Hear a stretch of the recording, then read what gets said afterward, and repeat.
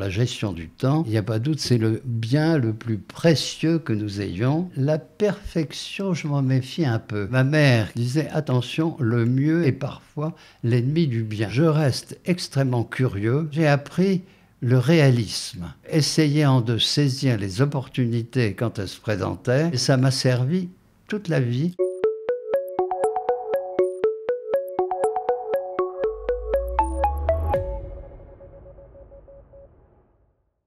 Bonjour Alain, Tim, bonjour. je suis ravi de vous accueillir sur le plateau Mindset le Média. Est-ce que Alain, vous pouvez vous présenter en quelques peut-être dates clés? Alors, peut-être pas les dates parce que je ne m'en souviens pas très bien, mais enfin, une présentation après des études classiques et un MBA à New York, mais qui était après 3 années de vagabondage au Canada et aux États-Unis. Il me laisse d'ailleurs le meilleur souvenir. Ensuite, retour en Europe, 1 an à Bruxelles dans un groupe qui était au fond le Darty belge du moment. D'accord. Retour en France, et là, Procter Gamble comme junior, et puis ensuite brand manager, 3 ans, et passage dans les agences de publicité. Enfin, je dis les agences de Oui. publicité, une notamment qui est Publicis, où j'ai passé une dizaine d'années, 5 ans à Paris, 3 ans à Bruxelles pour créer la première, au fond, filiale étrangère de Publicis, Ok. en dehors de France, 2 ans à Francfort pour faire la même chose, et là, aspiré par un groupe américain qui, à cette époque-là, était parmi les premières agences au monde qui était FCB, Oui. pour trouver une solution à un petit bureau parisien qui avait des problèmes. Donc, recherche d'un candidat que l'on pouvait acheter, ce qui a été le fait, et renouveau, là, une dizaine d'années dans ce groupe, comme directeur général à Paris, mais comme j'étais à la division internationale, envoyé en mission au Mexique, en Afrique du Sud, en Arabie Saoudite, Incroyable. qui était un grand moment, et à 50 ans, chômeur. D'accord. Mais chômeur une nuit, parce que j'ai redémarré dans de très bonnes conditions. J'ai redémarré immédiatement une petite activité de conseil qui m'a mené pendant je ne sais plus combien d'années, mais de façon intéressante vers des univers les plus variés. Ok. Merci beaucoup Alain pour cette première présentation. Alors, je vais vous poser une question Oui. très impolie. Quel âge avez-vous, Alain? Alors, je n'en ai aucune idée. Simplement, je regarde mon passeport et je vois qu'il est valide en 2032. Ok. Donc, si je fais une différence entre 1929, qui je crois est ma date de naissance, et 2032, actuellement nous sommes en 2025. 2024, oui. 2024-25. Alors, voilà. Vous Mais aurez 100 ans dans quelques années. Voilà. Ok. Voilà, mais ça ne me préoccupe pas du tout. Ça m'amuse, au contraire. Bien sûr, incroyable, mais vous avez une santé de fer et moi, la façon dont je vous ai approché Eh oui. pour cette discussion sur Mindset le Média, c'était de dire quel est le secret de jouvence d'Alain Bourru-Lacouture qui aujourd'hui est proche bientôt de la centaine et qui, dans son corps et dans sa tête, est encore presque un jeune homme. C'est ça qui m'a complètement sidéré en échangeant avec vous. Alors, bon, d'abord, c'est très gentil. Des secrets, il n'y en a pas. Il n'y en a pas. Il n'y en a pas, si ce n'est que j'ai eu la chance d'avoir une bonne santé, Oui. de la conserver malgré des petits travers, mais enfin, tout à fait guérissables. Et par contre, j'ai eu la chance de rencontrer des gens passionnants, Oui. stimulants. Je reste extrêmement curieux. Oui. Et pour moi, la curiosité est un élément, la curiosité saine, bien entendu. Curiosité et méthode. Et méthode, il y a santé, curiosité, Méthode. Alors, qu'est-ce que ça veut dire? Ça Oui, veut méthode, dire... par exemple. Parce Eh que ben, santé et curiosité, on comprend, mais alors, on veut méthode, bien en savoir plus. méthode, c'est tous les jours la to-do list. D'accord. To-do list que je garde pendant toute la durée du mois et dont je fais la revue à la fin du mois avec des quantités de choses que j'aurais dû faire et que je n'ai pas fait, mais enfin j'en avais fait un certain nombre. Et puis l'autre méthode, c'est la prise en compte du temps.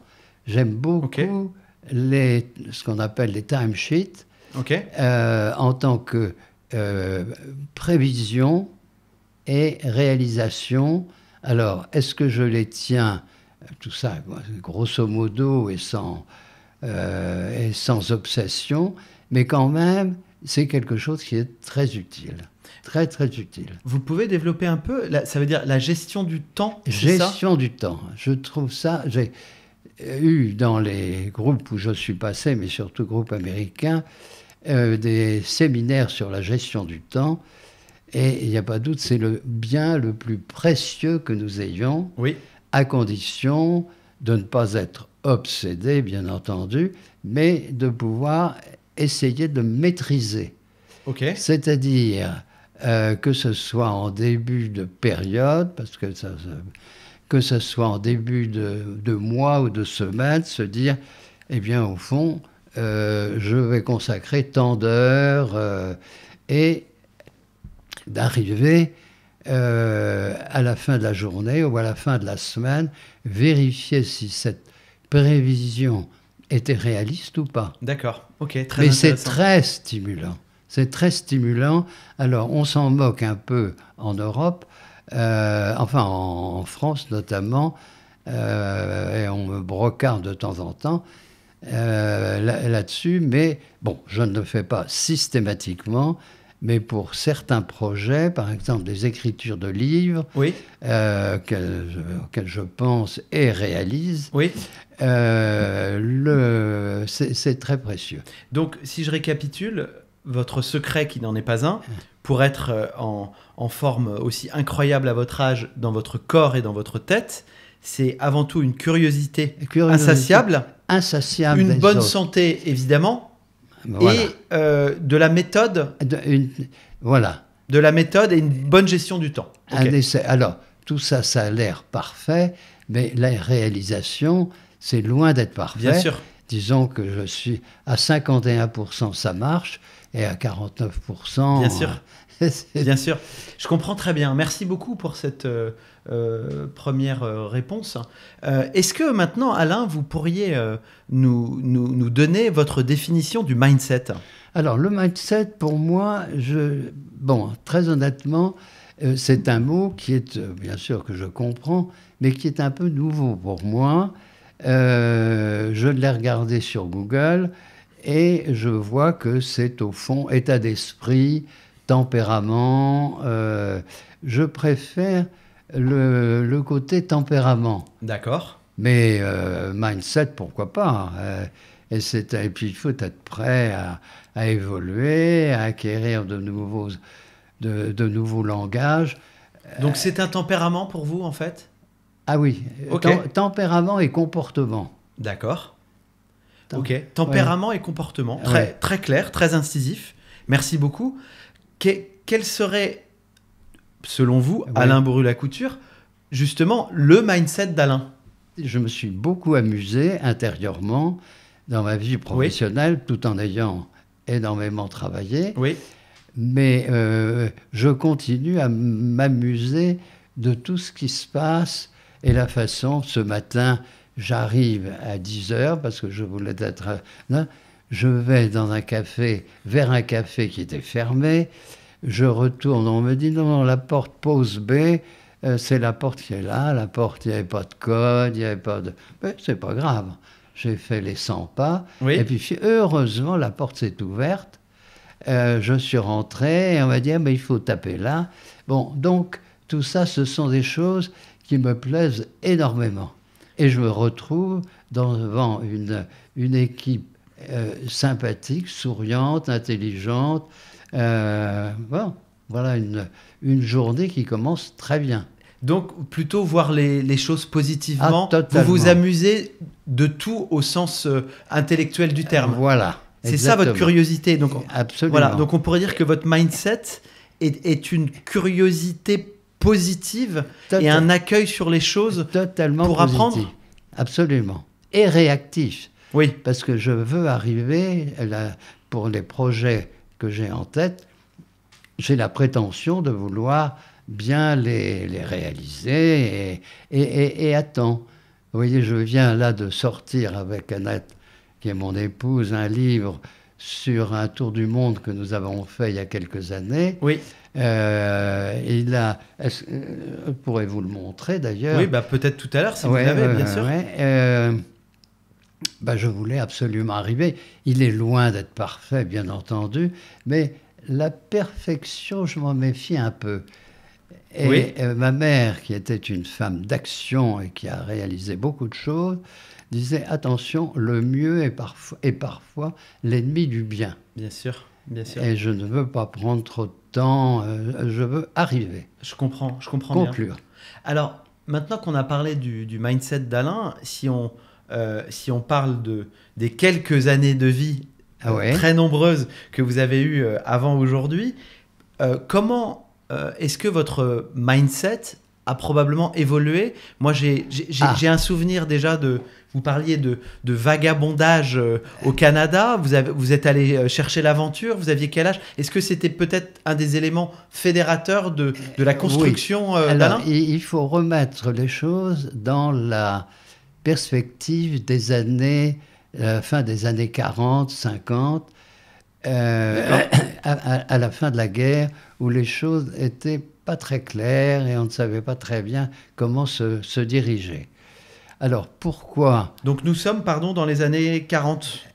Dans les années, après la fin de la guerre, les années 47, 48, j'avais une grand-mère qui était fort cultivée et qui un jour m'a dit « tu devrais lire ».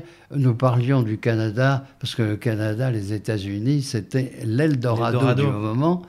« Tu devrais lire Maria Chapdelaine ». Ok. Bon, j'ai lu Maria Chapdelaine et j'ai répondu simultanément à une petite annonce parue dans les Nouvelles littéraires, qui était un journal, un hebdomadaire, tout un peu comme les Temps modernes, un peu comme le point du moment, mais orienté de façon littéraire.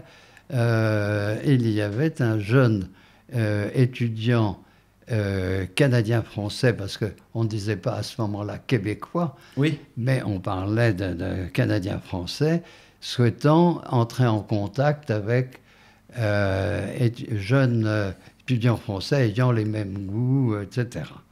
J'ai répondu à cette annonce et parmi les 17 réponses que celui qui est devenu un ami, je me suis retrouvé et donc... Vous avez eu le job? Exactement. C'était une proposition d'emploi? C'était quoi? Ah, pas du tout. Pas du tout. C'était une proposition de relation épistolaire, comme ça se faisait à ce moment-là.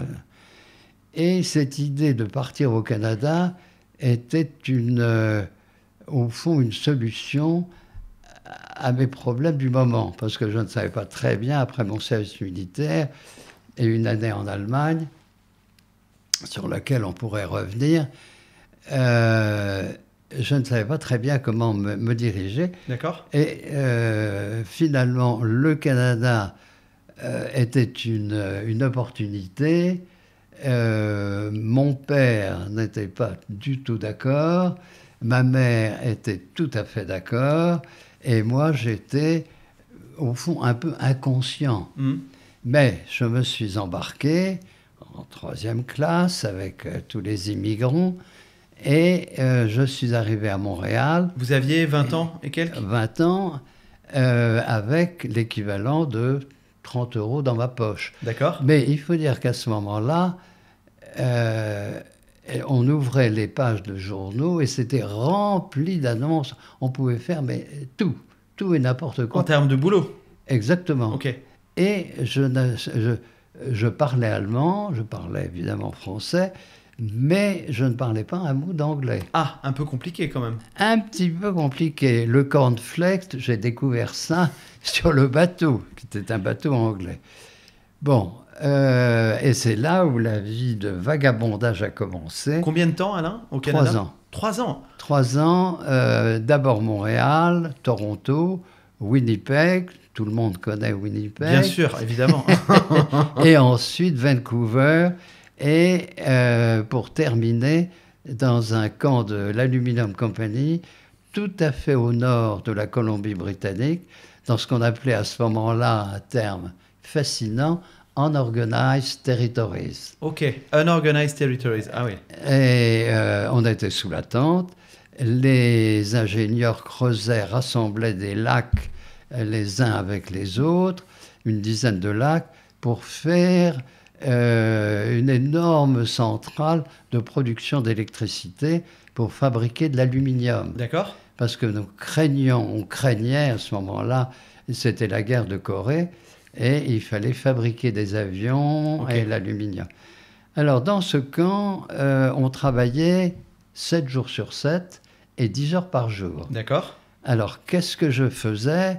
Moi, j'étais dans les services généraux, c'est-à-dire que services généraux, pour un Français, ça veut dire tout ce qui est en rapport avec la cuisine, les services culinaires, les services à table.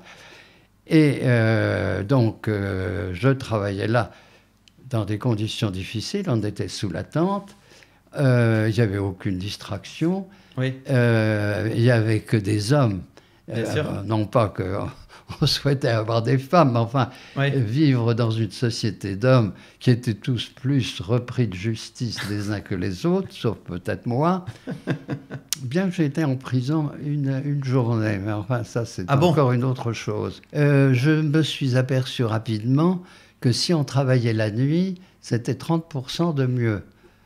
D'accord. Mais il fallait arriver à être pris, il y avait la queue au portillon. Oui. Alors, dans ces cas-là, il faut bien se mettre en bon contact avec son chef. Oui. Et finalement, je suis arrivé assez rapidement à travailler la nuit.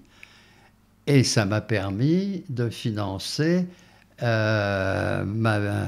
mon MBA à New York, au CCNY. Excellent. Et vous avez fait combien de jobs en 3 ans, à peu près? Ouh, ça c'est une question indiscrète. Alors, mais je l'ai raconté. Je l'ai raconté dans un livre qui s'appelle Bonne chance au Canada. Super. Et qu'on trouve sur Internet. Et alors, combien? 1, 2, 3, 4, 5... À la louche. Ouf, une bonne quinzaine. Et les plus variés. Oui. Les plus variés. Quelques-uns pour en citer comme ça? Alors, vente en porte-à-porte, on apprend beaucoup. Maître d'hôtel dans un club privé. Statisticien, pharmaceutique. Correcteur, mauvais correcteur d'un catalogue à Toronto de vente par correspondance. Qu'est-ce que j'ai pas encore fait? Enfin bon... plein de choses très très différentes. Très différentes, mais qui représentaient, au point de vue rapport financier... Des bonnes opportunités? Des élévations modestes, mais progressives, allant toujours vers le haut. Très bien, très bien. Et finalement, quand j'étais à Vancouver, je suis arrivé là, ayant traversé les États-Unis en Greyhound. En quoi, pardon? Greyhound, les bus. Ok. Les bus, 5 jours, 6 nuits à peu près, non-stop, parce que j'avais pas de quoi payer le job. Enfin, on dort très bien dans le bus. Et arrivant à Vancouver, j'avais très peu d'argent. Parce qu'entre-temps, j'avais été mis à la porte de laboratoire pharmaceutique dans lequel je travaillais, parce que le directeur général m'avait prêté sa maison pour l'été en me disant « Je ne vous demande qu'une chose, c'est de couper le gazon ». Or, pour moi, en Bretagne, le gazon, ça se tond au mois de juin et au mois de septembre. Oui. Et entre-temps, Mm. ils n'avaient pas du tout la vocation de la moquette. Américaine. Alors ça lui a pas plu du tout. Et ça m'a été d'ailleurs extrêmement utile. Bon, voilà, j'ai mal fait, je bats ma coulpe, mais ça m'a permis de me décider à partir pour Vancouver et là, j'ai passé une quinzaine de jours sous un escalier. Sous un escalier. C'est-à-dire sous un escalier parce que ça coûtait 1 ou 2 dollars par semaine. Et finalement, mis à part la poussière que l'on reçoit sur la tête et sur le visage pendant que les gens montent, on vit. Donc vous avez vécu 15 jours sous un escalier. Oui. Ah oui, ça c'est quand même... Mais c'est une très bonne expérience. Et ça peut très bien me reprendre une fois, arriver. Voilà. Et Ouais. qu'est-ce que vous avez appris pendant ces 3 années si vous aviez un... Alors, ça vous a changé forcément? J'ai appris le réalisme. D'accord. À être réaliste, pragmatique, essayant de saisir les opportunités quand elles se présentaient, Oui. susciter ces opportunités dans un sens, Oui. se mettre en position, donc extrêmement réaliste. D'accord. Et ça m'a servi toute la vie. Le réalisme, le pragmatisme, saisir les opportunités, c'est ça? Absolument. Ok, ok. Et vous voyez, chez Procter, j'ai été, parmi d'autres excellentes choses, on nous demandait, et j'espère qu'on le fait toujours, à faire des store checks, c'est-à-dire des visites de magasins Oui. une fois par mois, Oui. projetées à Poitiers, à Ville, Oui. à telle ou telle ville. dans Oui. telle ou telle ville. On arrive le matin et puis on commence à visiter les magasins et voir où en sont les produits Oui. et saisir les produits. Et ce côté réaliste m'a ensuite énormément servi dans toutes les activités de communication que j'ai pu faire parce que Oui, pour ne pas être dans les concepts un peu fumeux en dehors de la réalité, c'est ça? Exactement. Et à partir de ces réalités, construire des choses dont l'objectif était d'être efficace. Je comprends. Alors, vous rentrez du Canada et qu'est-ce qui se passe à ce moment-là? Alors, je rentre du Canada et la chance... Nous sommes dans les années 55 52... parce que je me suis marié, à peu près. Je me suis marié Oui. en 53. C'était 53. Oui, Je rentre à Bruxelles. d'accord. À Bruxelles, par le biais de circonstances, et je travaillais dans un groupe de vente de matériel ménager, je dis le Darty, Oui, le Darty du moment pendant 1 an. Et là, ça a été une expérience qui n'a pas été totalement concluante, parce que j'aurais voulu faire de la vente, ça aurait été beaucoup plus formateur. Mais enfin bon, j'étais dans un bureau, bon. oui, Mais retour en France et les opportunités. En fait, je réponds à une petite annonce parce que j'ai beaucoup fonctionné d'accord. sur les petites annonces. Je réponds à une annonce de Procter, Oui, cherchant au fond mon profil, quelqu'un parlant anglais, ayant un certain âge, ayant un minimum de formation. d'accord. Et je me suis retrouvé numéro 3 ou 4, pas en ordre de hiérarchie, mais en nombre de recrutés En France? En France. Et ça a été une expérience passionnante. D'accord, d'accord. Ok, ok, très Et bien. puis peu à peu, les choses se sont enclenchées, les contacts. Et vous étiez sur la partie marketing? Oui, absolument. Vous aviez quel intitulé de poste à l'époque? D'abord junior brand manager et puis Ok. ensuite brand manager. Charge de... Très bien. Et vous avez bifurqué petit à petit vers la communication et la publicité, Oui. et notamment Publicis. Il y a une raison particulière qui vous a fait passer de l'annonceur à l'agence? Les circonstances. Ok, Les circonstances, parce que là aussi ça joue, et puis les contacts. À ce moment-là, j'ai été en contact avec un garçon qui est devenu un ami et qui était un publiciste. et qui a été, au fond, qui m'a introduit à Publicis, où j'ai trouvé, et Marcel Bleustein-Blanchet était un homme très réaliste, a été au fond, dans les deux conversations, il m'a posé des questions, comme vous me posez actuellement, des questions très directes, je lui ai répondu, il me dit « Ah, mais moi, c'est un profil qui me plaît beaucoup. » Marcel Bleustein-Blanchet, qui était le fondateur de Publicis. Exactement. Et vous l'avez rencontré donc et plusieurs alors, fois. Il m'a posé la question, il m'a dit « Mais où voyez-vous dans 3 ou 4 ans ?»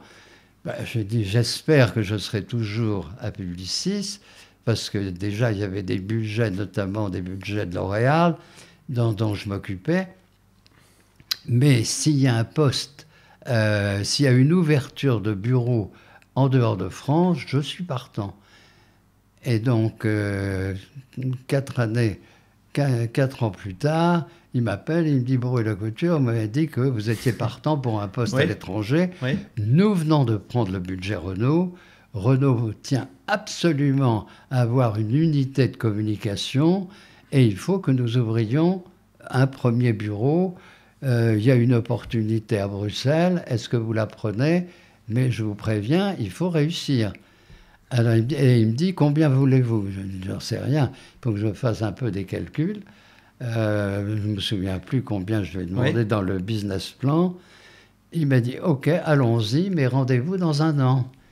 Et la chance a fait que les choses se sont très bien passées, avec, en dehors de Renault, un premier budget qui était un budget américain, qui était... Radiant Color of California, qui a en fait fabriqué des pigments pour encre fluorescente. Oh là là. Alors, que peut-on faire en communication sur ce genre de choses? Pas facile. Je me permets une pause. Donc, vous êtes la première personne à avoir ouvert un bureau à l'international pour Publicis. La réponse est oui. C'est quand même... Et Maurice Lévy a eu la gentillesse, 35 ans plus tard, de nous inviter à une grande manifestation. Non, ça, je suis très fier de cette opportunité que j'ai eue et qui a bien marché. Et comment vous définissez, à l'époque, le mindset de Marcel Bleustein-Blanchet? Pas facile comme question. Alors, non, toujours pragmatisme, oui. Parce qu'il était... comment dirais-je, un tonus vital extraordinaire. Donc une énergie incroyable. Énergie incroyable.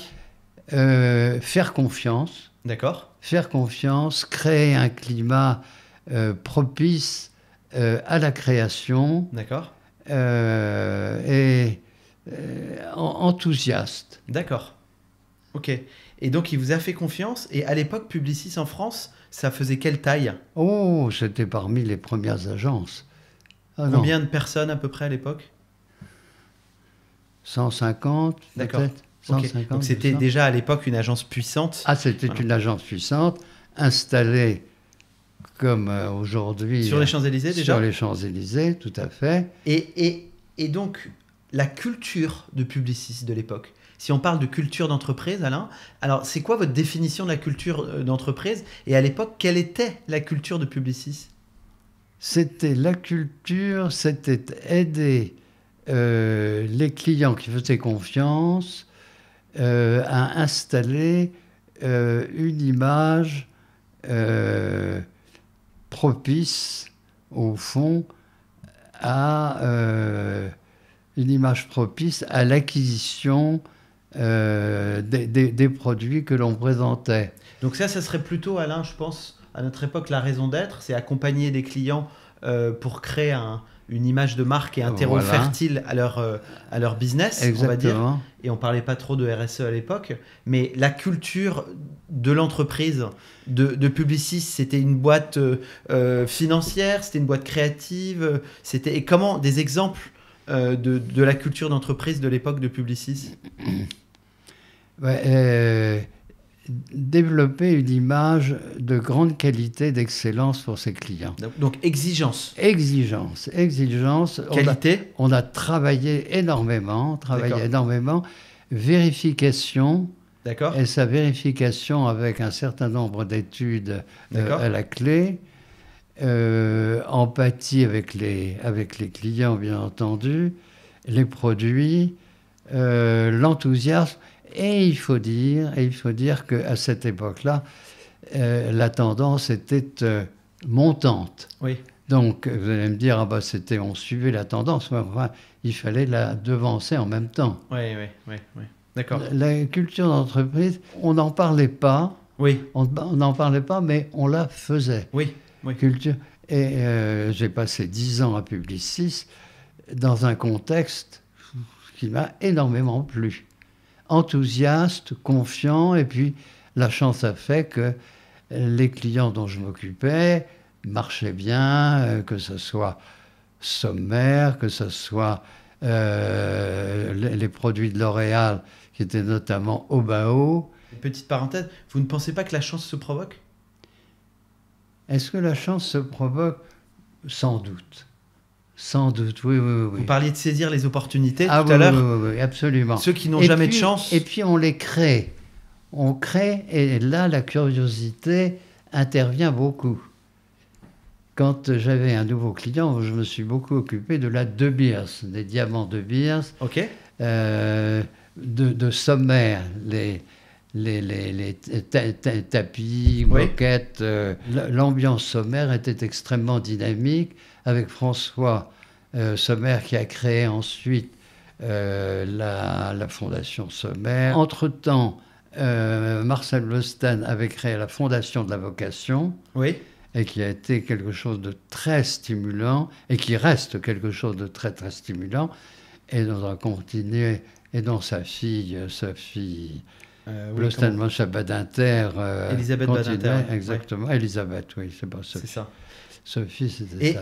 Et donc vous êtes en Belgique 4 ans et après 5 ans et 3, après 3 ans. 3 ans et après vous partez où? À Qu'est-ce que vous faites? Francfort. À Francfort. À Francfort, parce Chez que, Publicis encore. absolument, pour trouver une agence avec laquelle s'associer. Ok. À racheter ou s'associer? Enfin, quand on dit s'associer, c'est à racheter. D'accord. Comment vous avez vécu la différence culturelle en Allemagne? Quelques Ben, mots sur la j'avais- culture allemande. Alors, j'avais eu la chance, après mon service militaire, de faire partie du premier groupe de réflexion qui a été mis en place, d'une part, par Adenauer d'un côté et Robert Schuman de l'autre. Moi, j'étais un très modeste stagiaire dans ce groupe qui s'appelait le Gesellschaft für übernationale Zusammenarbeit, Ok. c'est-à-dire Bureau international de liaison et de documentation, pour organiser des rencontres entre jeunes, étudiants, syndicalistes, universitaires, journalistes, et on passait son temps à rassembler des talents franco-allemands Ok. et organiser des réunions. Alors moi j'étais tout à fait stagiaire, j'ai quand même publié un petit article sur la jeunesse en RDA, qui Oui. était la République démocratique allemande, Oui. et qui était l'Allemagne de l'Est à ce Oui, oui. moment-là. Et j'ai passé une année passionnante qui m'a beaucoup servi ensuite, quand évidemment il a fallu passer de Bruxelles à Francfort. Là, à Francfort, j'apportais comme budget, la promotion des produits agricoles français en Allemagne, et notamment D'accord. des fromages. Ok. Donc tout ça nourrissait l'activité, et je me suis toujours trouvé à l'aise en Allemagne. Je parlais bien allemand, je parle beaucoup moins bien. J'ai même traduit un petit livre d'allemand en français. Et comment les Allemands à l'époque, comment vous définissez les Allemands de l'époque en termes de mindset? La culture allemande à l'époque, elle était comment? On sort de la guerre? Terriblement complexée. D'accord. Terriblement complexée après toutes les atrocités qu'on a découvertes dans les camps d'extermination. Et là, alors, ça se traduisait, j'ai fait un stage très intéressant, une période, dans une auberge de jeunesse, Oui. Et on a beaucoup parlé de cela en mettant en comparaison ce qui s'est passé en Allemagne, en France, et un jour, comment dirais-je, mais sans comparaison, bien sûr, mais quand même, un Allemand m'a dit, mais est-ce que tu connais, est-ce que c'était Saint-Jacques ou un aéroport à côté de Rennes? Oui, Dinard Alors, ou... et là, j'ai dit oui, en effet. Et elle me dit, est-ce que tu sais qu'il y a eu 70 000 Allemands qui sont morts de faim dans ce camp de prisonniers? Bon, tout ça, ça a été une période atroce. Hein. C'est période de guerre. Et après la guerre, tout ça, ça a laissé des traces. Donc des gens terriblement complexés. Terriblement complexés. Mais encore. Mais énergiques. Énergiques et voulant sortir de cette image hitlérienne, nazie, et qui ont réussi. Bien sûr.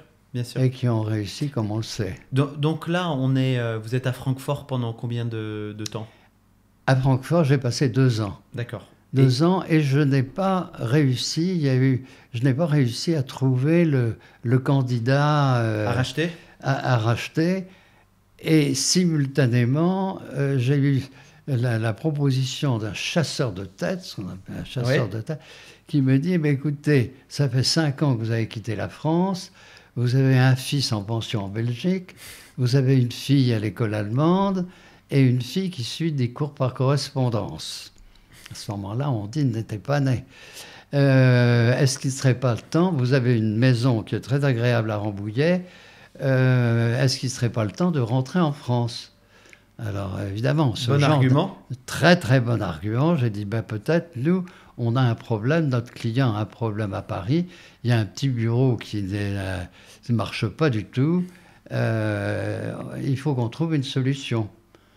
Et j'ai dit à ce moment-là, vous savez, moi je ne suis pas un génie de la création, je ne suis pas un chose, mais on peut peut-être essayer de faciliter les choses. Et c'est ce que j'ai fait. Et c'est comme ça que vous partez de chez Publicis à ce moment-là? Exactement. Dans les meilleurs termes d'ailleurs. Oui.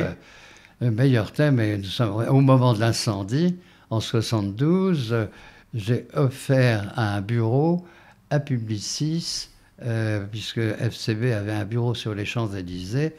J'avais ça reste... Donc les relations étaient... vous avez passé combien de temps chez Publicis? 10 ans. 10 ans, d'accord. 10 ans, 5 ans à Paris, 3 ans à Bruxelles, 2 ans à Francfort. Oui. Et toujours une relation sympathique. Vous aviez connu Maurice Lévy à l'époque? Alors, Maurice Lévy était plus jeune que moi. Je l'ai croisé, mais je ne l'ai pas... Je l'ai vu beaucoup plus tard, quand je n'étais plus à Publicis, mais enfin de façon épisodique. Très bien. C'est un homme de grande qualité. Comment, Alain, avez-vous vu évoluer Publicis? De façon remarquable, admirative. Oui, racontez-nous. Eh bien, Maurice Lévy a eu le sens de ce qui se passait dans le monde et a eu une politique d'expansion à la fois intelligente et efficace, et qui a donné les résultats que l'on connaît, puisque Publicis est jusqu'à présent l'un des 2 ou 3 premiers groupes mondiaux, donc beaucoup d'admiration. Mais quel type de décision il a pris, et comment peut-être la culture a évolué? Des dimensions à la fois techniques, stratégiques et financières. Technique, puisqu'il a tout misé sur les databases, sur le digital, ouais. sur le digital, en faisant des acquisitions progressives de groupes spécialisés dans ce domaine. Politique de relations clients, politique et financière, qui ne m'appartient pas de... Mais d'acquisition agressive dans le bon sens du terme. Exactement. Très bien. Non, non, non, mais beaucoup d'admiration et de fierté. Et quel est le regard que vous portez aujourd'hui, à notre époque, sur justement probablement le mindset des Français d'aujourd'hui qui travaillent, qui sont dans des entreprises? Ouais. Quelle perception vous avez par rapport à vous à l'époque? Parce Alors, qu'on parle quand même d'il y a 50 ans. absolument. Donc ça a dû changer un petit peu, quoi. Alors, très honnêtement, perplexité. Ouais. Perplexité parce que je n'ai pas du tout je ne me sens pas la possibilité d'exprimer une opinion. Mais comment c'était avant, si vous n'avez pas d'opinion tranchée, ce qui est plutôt oui. un signe d'intelligence? Quel était le mindset d'il y a 50 ans quand on travaillait chez Publicis et qu'on était cadre, et les gens qui travaillaient et qui avaient des bons jobs étaient comment en France? Sans trop généraliser, mais Oui. les grandes tendances, c'était comment? La relation à l'entreprise, la relation au travail? Confiante. J'ai toujours travaillé, que ce soit chez Procter & Gamble France, que ce soit à Publicis, il y a une relation de confiance, d'efficacité, Oui. de résultats. Ok. Et je n'ai pas eu... Est-ce que j'ai eu des échecs à ce moment-là? Non, j'ai eu des clients qui ont bien marché, mais pas à cause de moi. Mais j'ai participé à ce succès et c'est très encourageant. Alors, si on continue dans votre longue carrière, FCB, combien de temps? FCB, oui. 10 ans aussi. 10 ans. Et après FCB? FCB, chômeur. Une nuit? Une nuit, parce que j'ai redémarré immédiatement une petite activité de conseil. Vous savez, à 50 ans... Mais vous êtes parti de FCB? Non, c'est... disons que nous nous sommes séparés. Alors quand on dit ça, en général, c'est qu'il y en a un qui se sépare de l'autre. Voilà. Oui. Alors, c'est FCB qui s'est séparé de moi, mais dans d'excellentes conditions. La raison? La raison, parce que le directeur, le responsable international partait et qu'il y avait une nouvelle équipe et que, bon, j'avais plus ma place. Vous l'avez vécu comment? Comment? Vous l'avez vécu comment? Quand on est père de famille un peu inquiet et surtout évidemment incapable de retrouver, non, capable bien sûr, mais retrouver une situation salariée convenable à 50 ans, un peu difficile. Oui, parce qu'à l'époque, 50 ans, c'était quand même un certain âge. Voilà. Oui. Okay. Et là, le fait de redémarrer une petite activité de conseil, que j'avais anticipé un peu, je dois dire les choses. Vous présentez vos services, au fond, de façon très rentable pour les gens qui vont vous utiliser. Bah oui, vous étiez consultant. J'étais consultant, et donc je disais... Avec votre savoir-faire. Et là, j'ai travaillé de façon passionnante dans un cabinet de spécialisé dans la propriété intellectuelle. Très bien. Protection intellectuelle. Et donc là, vous étiez à votre compte? J'étais tout à fait à mon compte. Et vous travailliez pour le compte de... Exactement. Combien de temps? J'ai passé là 3 ans, et pour créer des marques. D'accord. C'était absolument passionnant.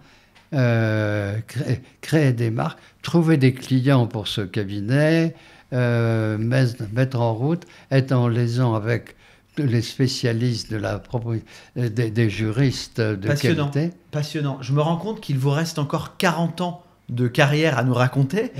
Alors, quels seraient les points saillants que vous avez envie de partager avec nous sur les 40 dernières années, de 50 ans à maintenant? Je ne sais pas quel âge j'ai, mais maintenant... Les choses qui vous ont marqué après ces différentes expériences? Surtout... contact avec des affaires étrangères et anglo-saxonnes. D'accord. J'avais un client en Nouvelle-Zélande, j'avais un grand client en Angleterre, deux clients en Angleterre. J'ai été en Belgique, j'avais un client, j'ai été lauréat de la Fondation Roi Baudouin, auquel on pourrait revenir. En Allemagne, j'ai travaillé également pour un groupe allemand. Bon, tout ça s'est fait à la fois naturellement, beaucoup de travail, beaucoup d'amusement, beaucoup de voyages, et ça a marché et c'était rentable. Et l'équilibre vie perso-pro, comment ça se passait à l'époque? Eh bien, là, ça c'est le fait. J'ai toujours, et c'est une femme que j'aime, que j'apprécie, que j'admire, et qui était très occupée, mais une bonne répartition entre la vie familiale et sa vie intellectuelle. D'accord. Et avec des résultats, puisque à ce moment-là, elle a sorti un livre qui est un livre de référence, l'organisation... Sur quel sujet? Sur le peintre Jules Breton, D'accord. qui est un peintre, ses dates sont 1827-1906, un peintre de la vie des champs, pas un génie, mais un peintre de grand talent, très connu, pratiquement plus connu aux États-Unis qu'en France. Mais enfin, il y a des tableaux de lui à Orsay, il y en a dans les musées du Nord, parce qu'il est du Nord, mais il y en a au Metropolitan, il y en a au Chicago, l'Art Institute, à Londres. Et voilà. Donc une répartition des tâches matérielles et intellectuelles. Oui. Et on a l'impression qu'aujourd'hui vous êtes heureux et que vous avez été heureux toute votre vie. Alors, c'est peut-être vrai. C'est peut-être vrai. C'est vrai. Alors, je n'en ai pas honte. Et si c'était vrai, comment est-ce qu'on fait? Parce qu'on passe notre temps à voir des gens malheureux à notre époque. Comment est-ce qu'on fait pour être heureux? Est-ce que c'est un mindset? Est-ce que c'est... Je crois. Et non, c'est la chance, c'est au départ, c'est la santé, l'imagination, les opportunités, ce que j'appellerais, pas modestement, le sens du contact. J'aime les autres. Et vous savez, quand on est aventurier, l'une des caractéristiques, c'est pas moi qui le dis, mais c'est de prendre ou de savoir prendre contact rapidement sans contact intermédiaire. Il faut, vis-à-vis des gens que vous rencontrez, pouvoir instinctivement, parce qu'il n'y a pas de... instinctivement se dire, tiens, il est intéressant ou elle est intéressante, qu'est-ce qu'on peut faire? Non, ça c'est quelque chose qui se développe instinctif. D'accord. Donc on va aller chercher des opportunités quand on sent quelque chose et on y va sans se poser de questions. Donc là c'est pour le business, c'est pour les affaires. Exactement. Mais ma question c'était plutôt sur le côté vous savez, on parle beaucoup de bonheur, les gens disent qu'ils sont malheureux, ils sont déprimés, dépressifs. Quelle est votre opinion et comment on fait pour être heureux? Et est-ce que c'est un mindset? Alors, c'est une question de chance, une question d'entourage familial au départ, d'équilibre, de faire attention, de faire attention. On peut être tenté par les excès, que ce soit l'alcool, que ce soit les drogues, que ce soit le vagabondage que j'appellerais conjugal, par exemple. Voilà, que ce soit autre chose. Donc, essayer de rester dans une certaine, non pas discipline, mais modération. Modération, voilà. D'accord. Et puis c'est une question de tempérament, question d'équilibre. Personnellement, je suis né sous le signe de la balance, et mes balances volontaires, et j'avoue que je me sens très balance. Oui, d'accord. Donc de la modération, un peu de... comme disait un nutritionniste ou un expert de la santé, un petit peu de tout, tout le temps, de la modération partout dans les aliments, et donc la vie, c'est peut-être ça. Oui. Alors, on me dira, mais la passion. Oui, bien sûr, il faut une certaine passion, mais pas trop quand même, parce que ça vous absorbe et rester un petit peu avec un regard second sur ce qui se passe. Donc du recul. Un petit peu de recul et se dire, tiens, peut-être une opportunité. Actuellement, là, je travaille, entre guillemets, à la recherche de quelqu'un, pour quelqu'un, mais gratuitement, bien sûr, et quelqu'un qui recherche de la famille qui aurait émigré en Australie. D'accord. dans les années 1920. D'accord. Alors me dire comment est-ce que je fais. Bon, il se trouve que j'ai 3 contacts en D'accord. Australie. D'accord. Et puis voilà. Et comment vous faites vous avez réagi comment vous êtes à la retraite depuis combien de temps? Alors, je n'aime pas du tout le mot retraite. J'ai fait exprès, Alain. Depuis combien? Depuis 1990, administrativement parlant. Depuis 1990, et nous sommes en 2024, ça veut dire que ça fait 30 ans. Exactement. Donc vous êtes à la retraite depuis 30 ans. Et en fait, vous n'êtes pas à la retraite Pas du tout. parce que vous n'avez jamais arrêté de travailler. Et puis d'être intéressé. Oui, oui. Alors j'en viens justement à ma dernière question. Quel conseil de vie, suggestion, partage vous aimeriez évoquer avec ceux qui nous regardent ou qui nous écoutent? Je reste très distrait. Je préfère les observer et ajuster ma réponse, s'ils me posent la question, Oui, en fonction de leur personnalité. d'accord. Donc je n'ai pas de réponse immédiate à votre question. D'accord. Est-ce que vous auriez un sujet ou un message à faire passer pour clôturer cette discussion oui, je très n'aurais sympathique? pas cette prétention de message, mais qu'est-ce que je pourrais dire? Là encore, c'est une question, avoir de la chance, avoir une bonne santé et la conserver, essayer de la conserver, et puis avoir un regard, un peu un second regard sur les choses, regard moi, que j'appelle amusé, mais parce que ça s'est bien passé, donc un avis, et puis quand même suivre une certaine méthode, et puis travailler énormément, essayer de réussir dans le domaine dans lequel on se trouve. Quelle que soit l'activité, essayer de faire le maximum pour que ça marche. Faire de son mieux, travailler et aller au bout des choses en prenant un peu de recul. En prenant un petit peu de recul intérieur. Très bien. Nous parlions de Publicis. De Publicis. Comment, Alain, avez-vous vu évoluer Publicis? Oh, de façon remarquable, admirative. Oui, racontez-nous. Eh bien, Maurice Lévy a eu le sens de ce qui se passait dans le monde et a eu une politique d'expansion à la fois intelligente et efficace, et qui a donné les résultats que l'on connaît, puisque Publicis est jusqu'à présent l'un des 2 ou 3 premiers groupes mondiaux, donc beaucoup d'admiration. Mais quel type de décision il a pris et comment peut-être la culture a évolué? Des dimensions à la fois techniques, stratégiques et financières.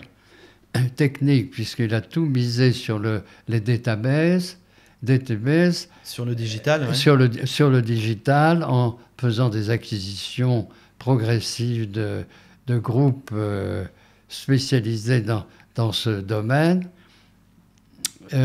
Politique de relations clients, politique et financière, qui ne m'appartient pas de... mais d'acquisition agressive dans le bon sens du terme. Exactement. Très bien. Non, mais beaucoup d'admiration et de fierté. Alors, Alain, vous avez écrit avec votre épouse Autour du monde et de quelques mots. C'est votre dernier ouvrage. Absolument. Est-ce que vous pourriez nous en dire quelques mots? Alors, évidemment, c'est un récit d'un tour. Nous avions, mon épouse et moi, beaucoup voyagé dans l'hémisphère nord, enfin beaucoup, un peu voyagé dans l'hémisphère nord, et nous ne connaissions pas tellement, mis à part l'Afrique du Sud, l'hémisphère sud. Et les circonstances ont fait, nous avons décidé de partir tout seul, avec un billet One World, qui permettait une grande flexibilité, à condition de ne pas rentrer à notre point de départ, qui était Paris. Et la ville relais était Londres. D'accord. Nous avions une attache, évidemment, précieuse à travers notre fille, où on passait là 3 mois ou 6 mois, mais de façon administrative. Ok. On rentrait à Londres, passait 2 ou 3 jours, rentrait à Paris en train et repartir. Alors nous sommes repartis en Ukraine, repartir en Égypte, repartir une série de conférences en Afrique du Sud. Et nous racontons tout ça. Alors c'est un livre où il n'y a pas de photos. D'accord. Les photos, maintenant, on les trouve sur Internet. Oui. Vous faites Google, vous faites Congonhas, que vous connaissez au Brésil, peut-être pas, et vous voyez des choses intéressantes. Vous parlez de La Paz, la pire ville que nous ayons visitée. Ah oui, à La Paz, en Bolivie, c'est quelque chose d'ahurissant. Mais là aussi, vous avez, à travers Google et à travers toutes les ressources, toutes les images voulues. Donc, ce livre ne comporte que 2 ou 3 illustrations, mais les textes sont ce qu'ils sont. Ok, donc ce livre est à découvrir dans toutes les bonnes librairies, j'imagine, et sur Internet. Autour du monde et de quelques mots, Alain et Annette Bourru-Lacouture. Et les voilà. Ça sera le mot de la fin. Merci beaucoup, Alain, d'avoir répondu à mes questions. Et je vous dis à très bientôt. Merci. Merci à ceux qui nous écoutent, ceux qui ont vu cet entretien. N'hésitez pas à voir les autres épisodes sur Spotify, Deezer et toutes les bonnes plateformes, YouTube inclus, et à nous mettre 5 étoiles. À très bientôt.